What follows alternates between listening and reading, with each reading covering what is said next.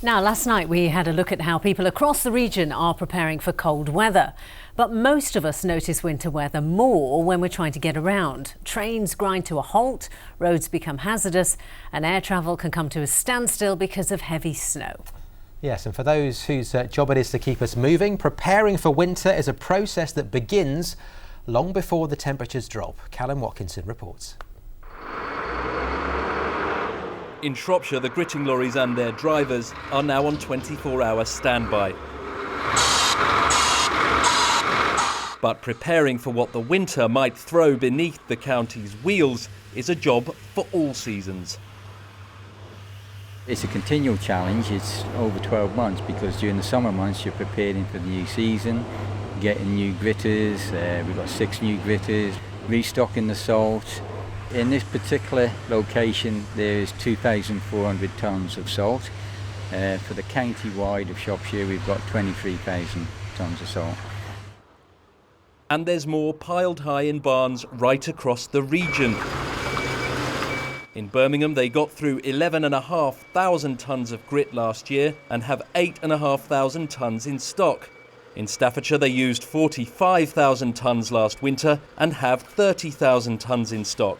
And Worcestershire used 14,000 tonnes of salt last year and have 13,000 tonnes stockpiled. There is, of course, a limit to how much each council can store. All have contracts with providers to buy more at short notice.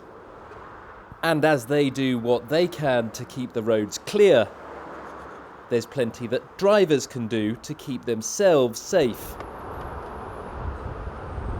You should obviously drive with a lot more caution, especially with slippery roads, because you can't always tell that the ice is down. But it's all about preparation, getting in advance, just a few minutes each week, just to check the basic stuff that's ready.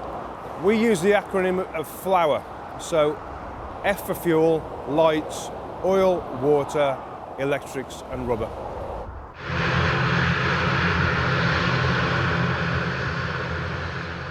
And if you're lucky enough to be planning some winter sun, spare a thought for ground staff at the region's airports. The snow here may not be frequent, but it still takes specialist equipment to shift it. We've got a lot of tractors with small ploughs for the stand areas around the aircraft.